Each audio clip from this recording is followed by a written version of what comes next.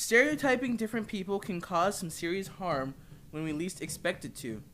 They have carried weight all throughout history and have negative effects psychologically and sociologically.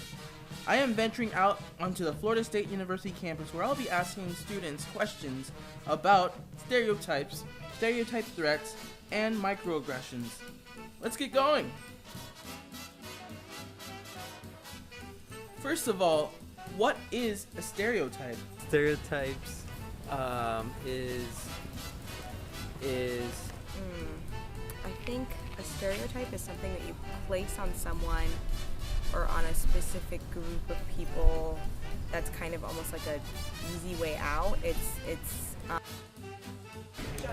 Stereotype is like something people already assume about you, even though they don't know you. Right. Different examples of negative stereotypes? A stereotype, something like Jews are good with money and cheap. You can use one that the president has used when he called all Mexican people rapists and drug lords.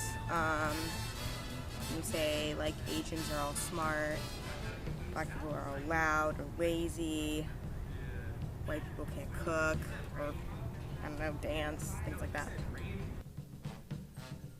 The media has been at the forefront of perpetuating stereotypes since its beginnings, from people dressing in blackface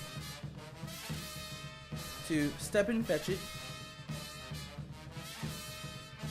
to cartoons depicting black people as coon monkey characters,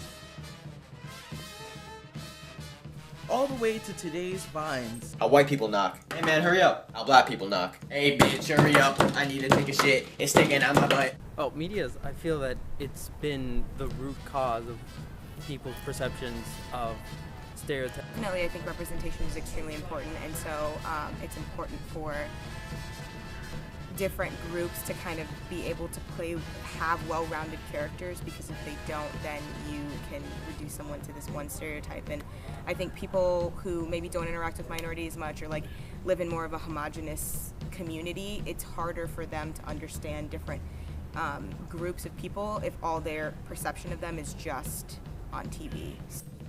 There is a recent psychological phenomenon known as stereotype threat. Well, what is stereotype threat? The idea of stereotype threat is the very simple idea that if you're trying to perform in an area where your group is negatively stereotyped, you're going to feel an extra pressure, a distracting kind of pressure. And that pressure can affect how well you perform. Microaggressions are a thing too. But what are they?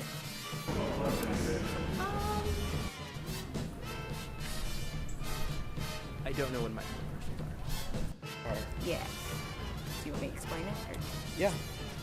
So microaggression is, it's not outwardly being rude to somebody or outwardly saying something offensive, but it is. So like, it's like me saying like, oh, you're pretty for a black girl. Like that's a microaggression. You're saying something that can be seen as a compliment, but if you actually like look at it, it's rooted in something that's oppressive. Microaggressions are statements, actions, or incidents regarded as an instance of indirect, subtle, or unintentional discrimination against members of a marginalized group, such as racial or ethnic minorities. Oh, I get this one a lot. I get, you talk like a white girl. So like I said, I'm an engineering major, so sometimes it's like, this is a really hard major. Are you sure, you're up for it? I mean, I've gotten many, like, you're not your average black guy, you don't, act black. So it does piss me off, so Yeah. it's not too small. Is it possible that all these things lead to discrimination or mistreatment? I would say so. Absolutely. That's what stereotypes lead to anyway. Absolutely, but I think that the sadder part is that they lead to misunderstanding. It has been quite a while since the end of segregation and Jim Crow laws. With that, is racism still a major issue in the United States today? Yeah. Yes, more than ever. I don't know. I don't even think I have to explain that one with all the political climate and everything. What steps could we take to heal the racial tensions and come closer to reaching peace in the United States? educating ourselves, open communication, and yeah, just taking the time, just looking at each other as human beings and not as a particular race or gender or religion or sexual orientations. Just looking at people as humans, because that's what we all are at the end of the day.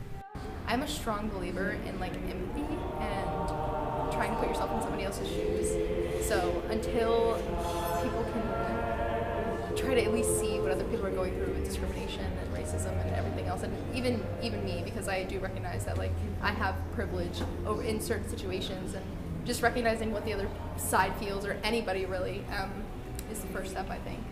The biggest thing to do is just talk to individuals within different cultural and ethnic groups. It really broadens your horizon to learn about the differences that every group has, but also brings in this knowledge of, hey, even though they're different from us, they're still very similar, and instead of identifying us as different in groups, it allows us to see our similarities despite having different cultures and coming from different backgrounds, to unite as one in order to progress further in society. What a heavy question. Right. I think one of the most important things is like definitely talking to other people. I actually had this conversation with my friend today. It's frustrating, I think, and I know that it's really hard for the oppressed to explain their experiences, but I think that that's probably one of the only ways we're gonna be able to eradicate any of the issues that we've been facing, is to sit down and have dialogue with one another and kind of not come towards one another with any other biases or anything that any preconceived notions that we may have, and just try to listen to one another and I don't know, be a nice human being.